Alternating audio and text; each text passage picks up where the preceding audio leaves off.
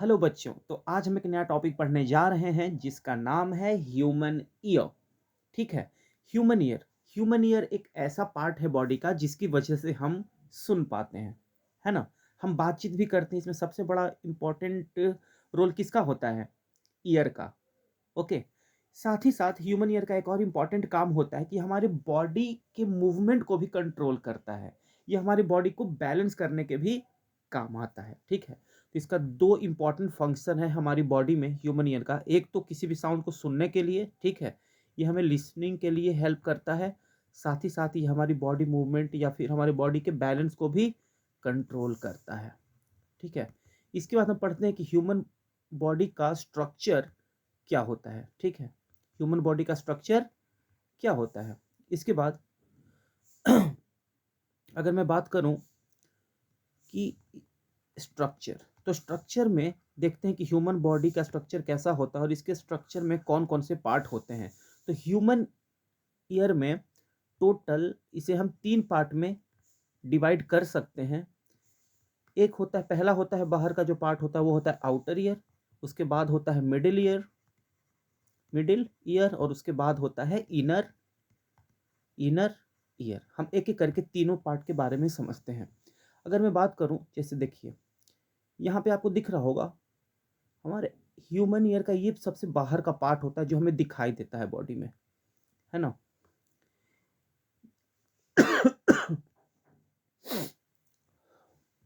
ये जो आपको दिख रहा है पार्ट, यहाँ पर ये आपका पार्ट है, इसे बोलते हैं पिन्ना। इसके बाद साउंड आता है, ये होता है आपका ऑडिटरी कैनाल और यहाँ पर होता है ईयर ड्रम। ठीक है। ये है आपका पिन्ना। ठीक है। ये है आपका ऑडिटरी कैनाल या फिर इसे ईयर कैनाल भी बोलते हैं। ऑडिटरी कैनाल और इसे बोलते हैं ईयर ड्रम। ये तीनों ही मिल करके आउटर ईयर बनाते हैं। इसके बाद साउंड ईयर ड्रम के बाद पहुंचता है मिडिल ईयर में। यहाँ से स्टार्ट हो जाता है आपका मिडिल ईयर। ठीक है। इसके बाद शुरू हो जाता है मिडिल ईयर। मिडिल ईयर में टोटल 3 टाइप के बोन्स होती है। ठीक है। वो बोन्स कुछ इस तरीके का होता है। एक बोन्स इस तरीके का होता है, ये आपको दिख रहा होगा तीनों टाइप के बोन्स। ठीक है। ये 3 बोन्स हैं। पहले बोन्स को हम बोलते हैं मैलियस, इसे हम बोलते हैं मैलियस। सेकंड बोन्स को हम बोलते हैं, इसका नाम होता है incus and third one is known as stapes. Stapes वही बोन्स है जिसे कि हम कहते हैं कि ये हमारे ह्यूमन बॉडी का सबसे छोटा बोन्स होता है। ये कई बार क्विज में भी क्वेश्चन पूछा जाता है कि ह्यूमन बॉडी का सबसे छोटा बोन्स कौन सा है, तो उसका आंसर होगा स्टेपिज या इसे स्टेप्स भी कहते हैं।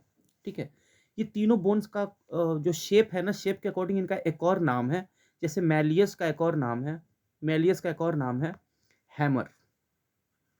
अगर मैं इनकस की बात करूं तो इनकस का एक और नाम है जिसे बोलते हैं एनविल। इसके शेप की वजह से इसका नाम रखा गया है। And third one is stapes. Stapes का शेप होता है स्टीरअप के जैसा। ठीक है। आप इसको शॉर्ट में याद भी कर सकते हैं। मैलियस का शॉर्ट फॉर्म बनेगा MIS, मिस, है ना। और अगर उसका ये सिंबॉलिक रिप्रेजेंटेशन भी देखते हैं, देखो यहाँ पे हैमर, HAS, HAS आप ऐसे भी याद कर सकते हैं। तीनों बोन्स का नाम हैमर, एनविल एंड स्टीरअप। यहाँ पे मैलियस, इनकस एंड स्टेपिस आप इस तरीके से याद कर सकते हैं। यहाँ से पार्ट, ये जो पार्ट था ये था आउटर ईयर। इसके बाद 3 बोन्स है, ये पार्ट कहलाता है मिडिल ईयर। मिडिल ईयर के बाद साउंड स्टेपिज के बाद जाता है, यहाँ पे होता है एक छोटा सा ओवल विंडो। एक छोटा सा ओवल विंडो है। ओवल विंडो के बाद शुरू हो जाता है इनर ईयर। इनर ईयर का जो मेन पार्ट है वो है कॉकलिया। ये आपको एक स्नेल टाइप का एक शेप दिखेगा। ये स्नेल टाइप का एक शेप होता है जिसके अंदर भरा होता है कुछ लिक्विड सब्सटेंस। ठीक है। ये पार्ट कहलाता है कॉकलिया। ये पार्ट अपना था, इसे बोलते हैं Oval window. This is your Oval window. ये कॉकलिया है और कॉकलिया के साथ यहाँ पर एक और पार्ट कनेक्ट होता है जिसे बोलते हैं वेस्टिब्यूल। इस पार्ट को हम बोलते हैं वेस्टिब्यूल। ठीक है। वेस्टिब्यूल के साथ, वेस्टिब्यूल के बारे में मैं नेक्स्ट वीडियो अच्छे से बनाऊंगा। एक्चुअली वेस्टिब्यूल में 3 टाइप के परपेंडिकुलर सेमी सर्कुलर कैनाल होते हैं। ये तीनों परपेंडिकुलर कैनाल होते हैं। इसी की वजह से हमारी बॉडी मूवमेंट कंट्रोल होती है या हमारी बॉडी को बैलेंस करने में हेल्प मिलता है। ठीक है। ये जो वेस्टिब्यूल इसका सुनने में कोई ज़्यादा रोल नहीं है, इसीलिए ज़्यादातर बुक में साउंड चैप्टर में जो ईयर का फिगर होता है, उसमें वेस्टिब्यूल को शो नहीं किया हुआ होता है, ठीक है? क्योंकि उसका सुनने में कोई ज़्यादा रोल नहीं होता है, उसका सिर्फ़ एक ही रोल है, बॉडी मूवमेंट को कंट्रोल करता है, बॉडी को बैलेंस करता है, ठीक है? अब मैं बात करता हूँ कॉक्लिया पे। तो सबसे पहले साउंड बाहर पिन्ना से होकर के ऑडिटरी कैनाल में आएगा, ऑडिटरी कैनाल में आने के बाद वो ईयर ड्रम से पास करेगा, उसके बाद ये तीनों बोन्स से होता हुआ, ओवल विंडो से होता हुआ साउंड जाता है कॉक्लिया में, ठीक है? कॉक्लिया के बाद क्या होता है, कॉक्लिया के बाद ये जो साउंड है वो ऑडिटरी नर्व के थ्रू, यहाँ पर होता है ऑडिटरी नर्व के थ्रू ये जा करके ब्रेन से कनेक्ट हो जाता है। दिस इज योर ब्रेन और ये होता है ऑडिटरी नर्व, ठीक है? ये सिंपल सा है स्ट्रक्चर। अब मैं बात करूंगा इसके फंक्शन की, कि ह्यूमन ईयर का फंक्शन क्या है। आप स्ट्रक्चर एक बार फिर से सुन लीजिए। सबसे पहले साउंड बाहर से आएगा, पिन्ना से होता हुआ ये साउंड एंटर करेगा ऑडिटरी कैनाल में, ऑडिटरी कैनाल से जाकर के साउंड टकराएगा ईयर ड्रम से, ईयर ड्रम के बाद साउंड जाता है मिडिल ईयर में, मिडिल ईयर में होता है 3 टाइप के बोन्स जिसे कहते हैं मैलियस, इनकस एंड स्टैपिज। स्टैपिज के बाद वो साउंड जाता है ओवल विंडो, ओवल विंडो से होता हुआ साउंड जाता है कॉक्लिया में, कॉक्लिया से होने के बाद साउंड ऑडिटरी नर्व के थ्रू ब्रेन तक जाता है। तो आपको स्ट्रक्चर आई थिंक समझ में आ गया होगा, ठीक है? इसके बाद मैं बात करता हूँ इसके फंक्शन की, कि सारे पार्ट का फंक्शन क्या है। तो चलिए सुनते रहिए ध्यान से। होता क्या है, सबसे पहले जो आउटर ईयर है, इसका मेन काम होता है कि बाहर एटमॉस्फेयर से साउंड को कलेक्ट करके कान के अंदर भेजना। ये जो पिन्ना होता है वो साउंड को अंदर भेजता है, अंदर होता है ये ऑडिटरी कैनाल है, इसे हम ईयर कैनाल भी कहते हैं। यहाँ से साउंड जाता है कंप्रेशन एंड रेयरफैक्शन के फॉर्म में। जैसा कि हम सब जानते हैं कि sound is a longitudinal wave, और यहाँ पर जो साउंड मीडियम से ट्रेवल करता है तो वो कंप्रेशन और रेयरफैक्शन क्रिएट करते जाता है। ये कंप्रेशन रेयरफैक्शन की वजह से जो ईयर ड्रम है उसमें वाइब्रेशन होता है, ये बैक एंड फोर्थ मोशन करने लगता है। इस वाइब्रेशन से जो साउंड है वो अंदर इनर ईयर में, इनर नहीं सॉरी मिडिल ईयर में एंटर करता है। मिडिल ईयर में 3 टाइप के सॉलिड बोन्स होती है, जब साउंड इससे टकराता है तो साउंड एम्पलीफाई हो जाता है, ठीक है? यहाँ पर साउंड मल्टीपल टाइम्स एम्पलीफाई हो जाता है। एम्पलीफाई होने के बाद साउंड एनविल से, हैमर से एनविल में जाएगा, एनविल से स्टेरअप में जाएगा, स्टेरअप के बाद साउंड जाता है ओवल विंडो में।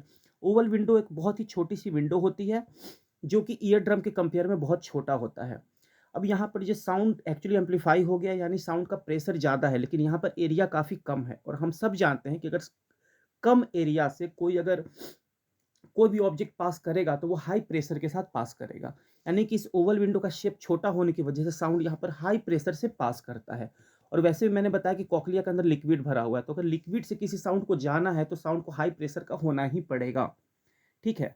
तो ओवल विंडो का साइज छोटा होता है, यहाँ से साउंड हाई प्रेशर का साउंड एंटर करता है कॉक्लिया में। कॉक्लिया में बहुत ही छोटे छोटे हेयर लाइक सेल्स होते हैं, बहुत छोटी छोटी हेयर लाइक सेल्स होती है। इसका मेन काम है कि ये हेयर सेल साउंड को इलेक्ट्रिकल सिग्नल में कन्वर्ट कर देता है, और इलेक्ट्रिकल सिग्नल में कन्वर्ट करने के बाद यही साउंड ऑडिटरी नर्व के थ्रू, ऑडिटरी नर्व के थ्रू ब्रेन तक भेजा जाता है, क्योंकि ब्रेन जो है वो इलेक्ट्रिकल सिग्नल को ही रीड कर पाता है, नॉर्मल साउंड को ब्रेन नहीं समझ पाता है।